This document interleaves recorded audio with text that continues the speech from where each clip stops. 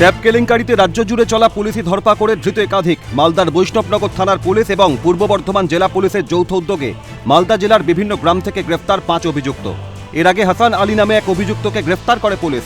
তাকে দীর্ঘক্ষণ জিজ্ঞাসাবাদের পর পিন্টু শেখ, জামাল শেখ, শ্রবণ সরকার ও রকি শেখ তাদের নাম উঠে আসে। ধৃতদের দুজনে সাইবার ক্যাফে রয়েছে বলেও অভিযোগ। এরপর মঙ্গলবার রাতে শ্রবণ সরকার, জামাল শেখ এবং পিন্টু শেখের বাড়িতে হানা দেন পুলিশ আধিকারিকরা। প্রথমে আটক এবং তারপর গ্রেফতার করা হয় অভিযুক্তদের। যদিও অভিযুক্ত সকলের বাড়ির লোকেরাই ধৃতদের নির্দোষ বলে দাবি করেন। পূর্ব বর্ধমান জেলা পুলিশ ইতিমধ্যেই রকি এবং ধৃতদের বাড়ি থেকে প্রায় 15টি পেনড্রাইভ, ল্যাপটপ, কম্পিউটারের হার্ড ডিস্ক, ডায়েরি সহ ব্যাংকের নথি বাজেয়াপ্ত করেছে। পুলিশ সূত্রে খবর, এই চক্রের সঙ্গে আরও অনেকে যুক্ত রয়েছে। তাঁদের খোঁজেও তল্লাশি চালাচ্ছে পুলিশ।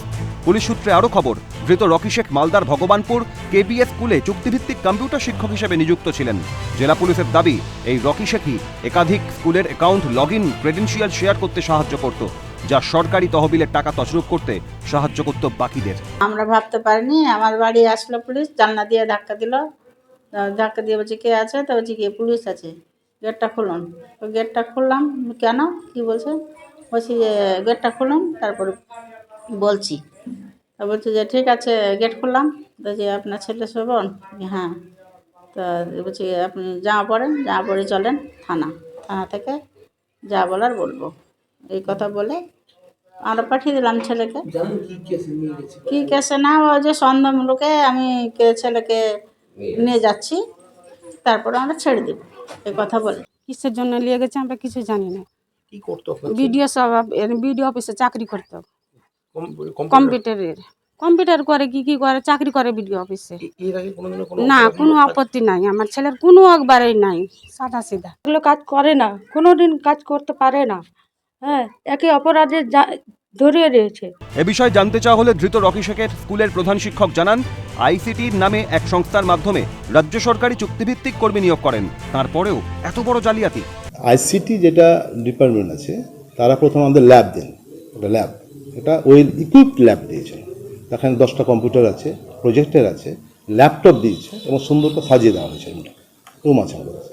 সেই রুম যখন কমপ্লিট হল কাজটা, তারপরে আইসিটি কন্টেক্সচুয়াল টিচার আমাদেরকে পাঠানো হলো। আমরা ওই ল্যাব যেহেতু আছে, ল্যাবটা চালাবে, তখন আমরা যেভাবে পাঠালাম সেভাবে নিলাম।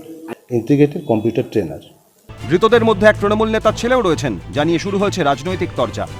আমার ছেলে আদর্শ গোল্ডে কাজ করে ডিউটি সেরে আসলো, সকালে 7:30টায় গিয়েছে, রাত্রি 8:30 পৌনে 9টায় বাড়ি ঢুকলো। রাত্রে হঠাৎ 12:30 বন্ধু আছে।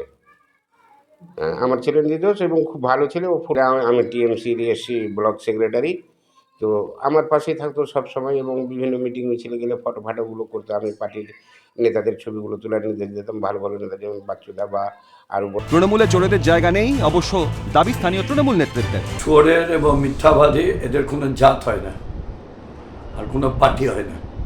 এরা বাঁচবার জন্য সব দলের নাম নিয়ে নেয়। সিপিএম আমলের সময় সিপিএমের নাম ভাঙাতো, কম তৃণমূলের এসছে এবং তৃণমূলের নাম ভাঙাতো। আমাদের নেত্রী স্টেট বলে দিয়েছেন, চোর, বদমাস, লুটেরা, মিথ্যাবাদীদের আমাদের দলে কোনো স্থান নেই।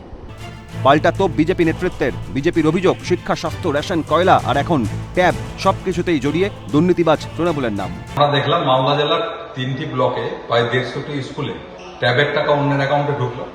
মালদা জেলার বৈষ্ণবনগর থেকে একজন তৃণমূলকে পুলিশ গ্রেপ্তার করলো।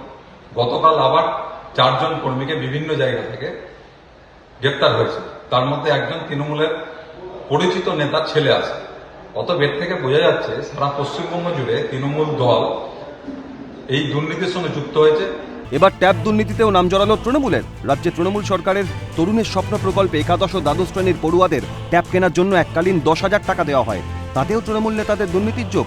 এই খবর তৃণমূল সুপ্রিমোর কানে পৌঁছানোর পর ঠিক কী পদক্ষেপ নেবেন তিনি, সেদিকেই তাকিয়ে সকলে। সমক লাহিড়ী এবং রাজেশ খানের রিপোর্ট, ক্যালকাটা নিউজ।